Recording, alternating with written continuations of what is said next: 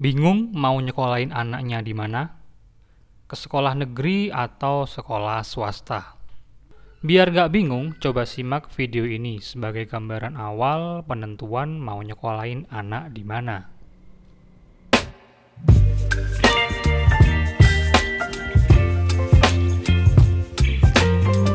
Disclaimer dulu ya, bahwa di video ini murni pendapat pribadi, bukan merupakan hasil riset yang panjang atau karya ilmiah. Pengalamannya bisa jauh berbeda tergantung dari lokasi, karakteristik, kondisi lingkungan, budaya, dan banyak faktor yang mempengaruhi. Menentukan anak sekolah di mana itu gampang-gampang susah.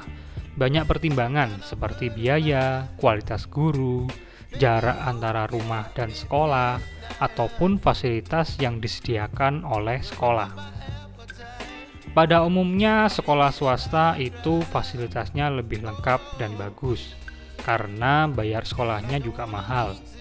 Wajar dong kalau fasilitasnya harus bagus. Berbeda halnya di sekolah negeri. Semua fasilitas disiapkan oleh pemerintah, termasuk guru-gurunya juga digaji oleh negara, baik yang PNS maupun yang non-PNS. Terus mengenai fasilitas seperti apa? Bagus sih, tapi nggak merata. Ada yang bagus banget, ada juga yang ya gitu deh. Mestinya kalau memang mau dibandingkan antara sekolah swasta versus sekolah negeri, dari penjelasan saya sebelumnya, harusnya lebih bagus sekolah swasta dong. Bayarnya aja mahal, fasilitasnya mestinya bagus, guru-gurunya juga kualitas oke, lingkungan mendukung.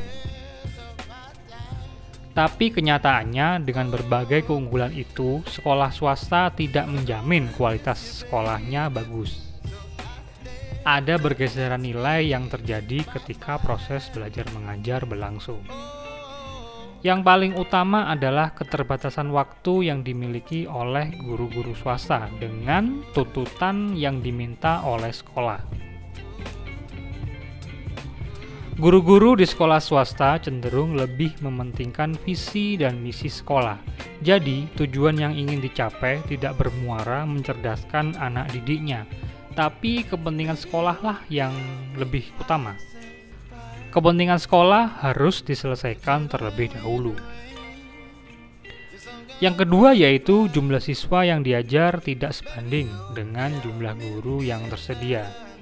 Satu guru bisa menghandle banyak siswa dalam satu kelas, yang mengakibatkan guru tidak begitu mengenal satu persatu karakteristik siswa masing-masing. Kalau bisa saya ambil contoh ilustrasinya seperti ini. Misalnya saja nih, sebuah produk jasa. Contohlah jasa cuci mobil. Mereka menawarkan harga jasa cuci yang lumayan mahal, misal 60.000 tarifnya. Awal buka usaha, cucian mobil tersebut akan menghasilkan hasil yang bersih, wangi, dan pelayanan yang baik. Ketika customer puas dengan hasil cuciannya, berefek pada testimoni yang bagus. Kemudian berdampak pada semakin banyaknya orang yang mau mencuci mobil di sana. Nah, disinilah problem terjadi. Jika karyawan tidak ditambah, sedangkan jumlah mobil yang dicuci banyak, maka hasil cucian kualitasnya akan menurun. Pokok bersih saja, tidak sebersih dan sewangi dulu ketika bisnis baru dibuka. Yang terjadi di sekolah swasta ya seperti itu. Peminat banyak sedangkan jumlah guru tidak ditambah dan pada akhirnya terjadilah overload.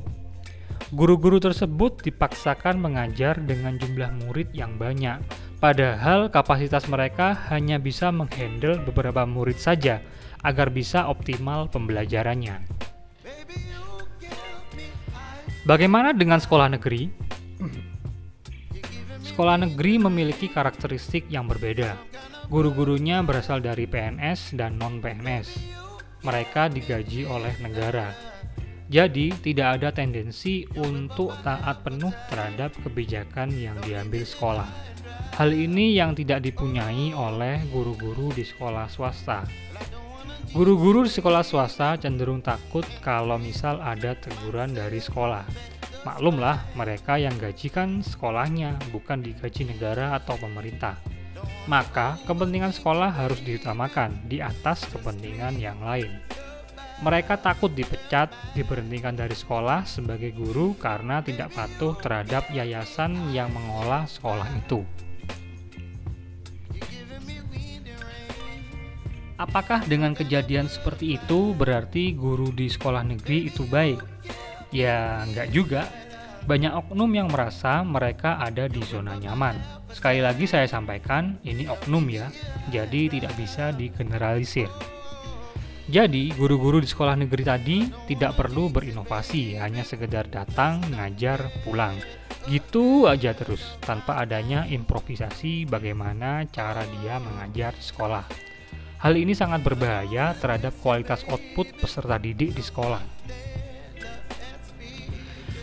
Jadi, bagaimana cara menentukan anak kita sekolah di mana? Swasta atau negeri?